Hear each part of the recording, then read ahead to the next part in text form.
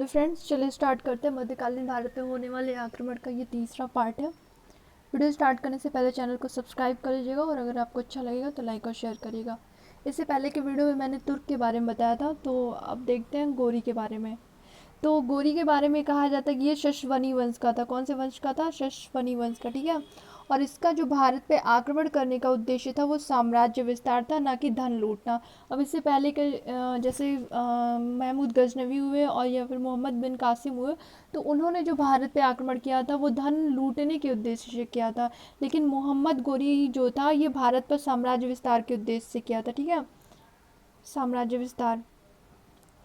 तो चलिए देखते हैं क्वेश्चन।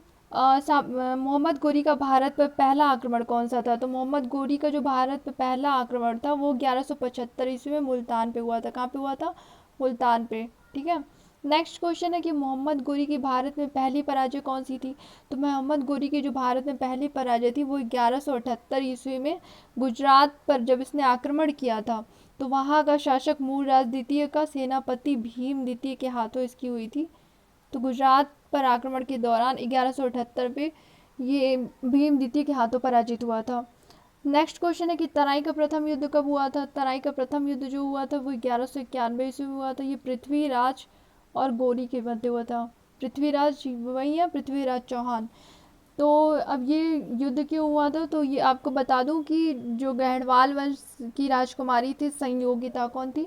संयोगिता। तो इस इनका पृथ्वीराज ने अपहरण कर लिया था। तो संयोगिता के जो पिता थे जयचंद, तो उन्होंने गोरी को आमंत्रित किया था पृथ्वीराज के विरुद्ध युद्ध के लिए, ठीक है। और पृथ्वीराज के बारे में ये भी कहा जाता है कि इनको पृथ्वीराज ये तृतीय थे, इतना ध्यान रखना। अगर मान लो कहीं देता है ऑप्शन में तो पृथ्वीराज तृतीय, तो कंफ्यूज मत करना। नेक्स्ट क्वेश्चन है कि तराई का द्वितीय युद्ध कब हुआ था? तो तराई का जो द्वितीय युद्ध हुआ था वो 1192 ईस्वी में हुआ था। और ये पृथ्वीराज और गोरी के मध्य में हुआ था। इसमें पृथ्वीराज पराजित हुए थे। और पहले में कौन पराजित हुआ था? तो पहले में गोरी पराजित हुआ था और इसमें पृथ्वीराज पराजित हुए थे, ठीक है। और 1192 ईस्वी में हुआ था। नेक्स्ट क्वेश्चन है कि पृथ्वीराज चौहान का वास्तविक नाम क्या था? तो इनका जो वास्तविक नाम था राज पिथौरा था। क्या था? राज पिथौरा, ठीक है। वास्तविक नाम इनका राज पिथौरा था। नेक्स्ट क्वेश्चन है चंदावर का युद्ध कब हुआ था? तो चंदावर का जो युद्ध हुआ था 1194 ईस्वी में हुआ था। ये जयचंद और पृथ्वीराज के मध्य हुआ था। इसमें जयचंद पराजित हुआ था, जयचंद पराजित हुआ था।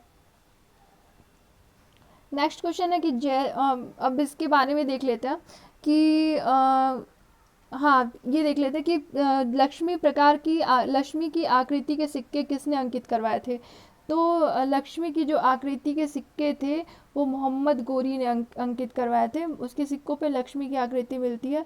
तो आपको बता दूं इसके बारे में कि जो जयचंद जो था गहड़वाल शासक, उसने गहड़वाली सिक्कों पर एक तरफ भारतीय चिन्ह लक्ष्मी की आकृति उकेरी थी और दूसरी तरफ नागरी लिपि को अपनाया था।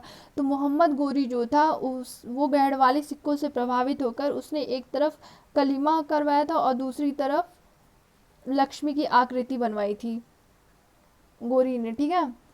तो एग्जाम में अक्सर पूछता है कि लक्ष्मी की आकृति वाले सिक्के किसने ढाले थे? तो मोहम्मद गोरी ने, ठीक। नेक्स्ट क्वेश्चन है कि चंद बरदाई किसके दरबार में निवास करते थे? तो चंद बरदाई जो थे वो पृथ्वीराज चौहान के दरबार में निवास करते थे। पृथ्वीराज चौहान के दरबार में निवास करते थे।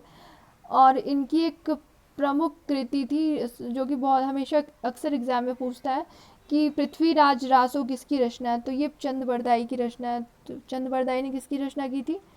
पृथ्वीराज रासो, पृथ्वीराज रासो, ठीक है। नेक्स्ट क्वेश्चन है कि सबसे पहले दास्ता मुक्ति पत्र किसे मिला था? तो सबसे पहले जो दास्ता मुक्ति पत्र मिला था वो इल्तुतमिश को मिला था। किसको मिला था? इल्तुतमिश को।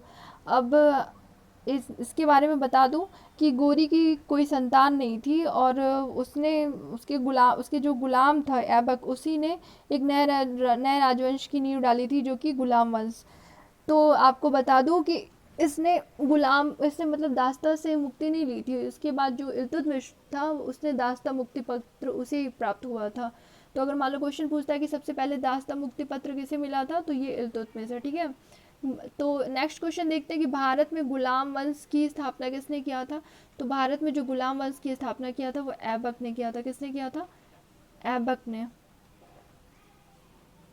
ठीक है, तो फ्रेंड्स ये इतना क्वेश्चन कंप्लीट हो गया। अब ये बहुत इंपॉर्टेंट क्वेश्चन है, आप देख लीजिएगा।